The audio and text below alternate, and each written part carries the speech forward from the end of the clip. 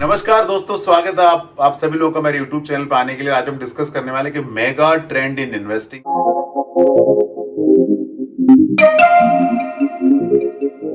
कौन से सेक्टर में ज्यादा पैसा बनेगा। और मैं 2-3 एपिसोड इसके अंदर करना चाहता हूं। तो सबसे पहले हम लेते हैं मैन्युफैक्चरिंग थीम को। और लोग बोलते हैं इंडिया वर्ल्ड का मैन्युफैक्चरिंग हब बनने वाला है, और उसके अलग अलग रीजन दिए जाते हैं कि बहुत बड़ा मार्केट है, लेबर फोर्स बहुत अच्छी है, चीप लेबर है, और 142 करोड़ का मार्केट है, पीएलआई हो रही है, सरकार हेल्प कर रही है। वो सब अपनी जगह पे ठीक है, लेकिन सबसे बड़ा मैटर मुझे क्या लगता है आपको बताना चाहता हूं। तो आप देखिए कि TSMC, Taiwan semiconductor manufacturing company जो ताइवान की है, वो ताइवान की इलेक्ट्रिसिटी का 8% कंज्यूम करती है। आइसलैंड के अंदर जो एल्यूमिनियम स्मेल्टिंग कंपनी है, वो टोटल इलेक्ट्रिसिटी का 80% कंज्यूम करती है।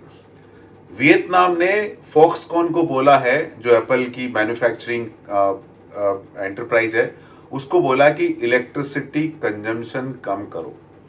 ब्लैक रॉक के सीईओ है लैरी फिंक, उनका कहना है कि आने वाले पीरियड में world will be short of power.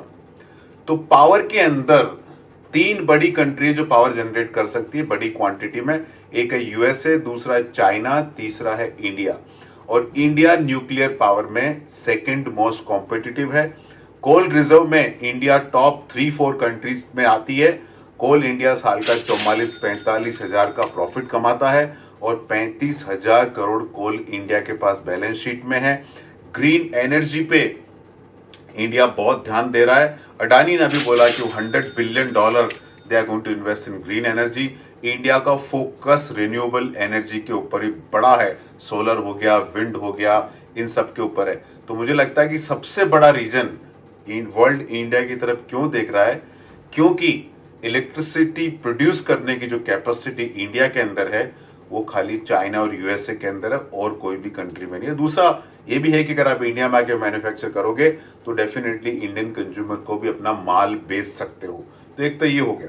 दूसरा, अगर हम देखें तो मालूम पड़ेगा कि मैन्युफैक्चरिंग के जो फंड है उसके थ्रू आप इन्वेस्ट कर सकते हो। जैसे फ्लेक्सी कैप फंड हम लेते हैं, तो आपको लार्ज कैप में इन्वेस्ट करना है, या मिड कैप में करना है, या स्मॉल कैप में करना है, वैल्यू में करना है, कॉन्ट्रा में करना है, फोकस में करना है, डिविडेंड यील्ड में करना है, ये सब करने की बजाय आप फ्लेक्सी कैप में करो, और फंड मैनेजर डिसाइड करेगा कि कहाँ उसको ज्यादा अट्रैक्टिव अपॉर्चुनिटी दिखती है।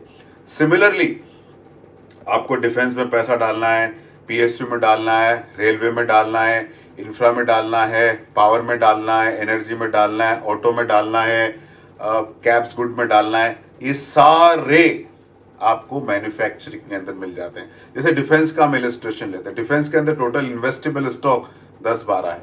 इंफ्रा के अंदर अवेलेबल स्टॉक टू इन्वेस्ट बहुत कम है। मैन्युफैक्चरिंग के अंदर आपको 600 के ऊपर स्टॉक्स मिलते हैं इन्वेस्टिंग के लिए। तो भारत मेगा ट्रेंड है, भारत के अंदर मैन्युफैक्चरिंग मेगा ट्रेंड है, और मैन्युफैक्चरिंग आप बहुत अच्छी तरह पार्टिसिपेट कर सकते हो मैन्युफैक्चरिंग फंड के द्वारा। दोस्तों, ये वीडियो सिर्फ और सिर्फ एजुकेशन पर्पजेस के लिए। आपको कहाँ इन्वेस्ट करना है, कहाँ नहीं करना है, अपने म्यूचुअल फंड डिस्ट्रीब्यूटर से कंसल्ट करें। और mutual fund investments are subject to market risk. Please read the offer document carefully before investing. और ये डेटा मैंने दिखाया अभी पास्ट के डेटा है, फ्यूचर में क्या होगा मुझे पता नहीं है। फाइनली ये आपका पैसा है, आपका फ्यूचर, आप डिसाइड करें। हम इस पूरे प्रोसेस में बहुत ही छोटे इनेबलर हैं। धन्यवाद।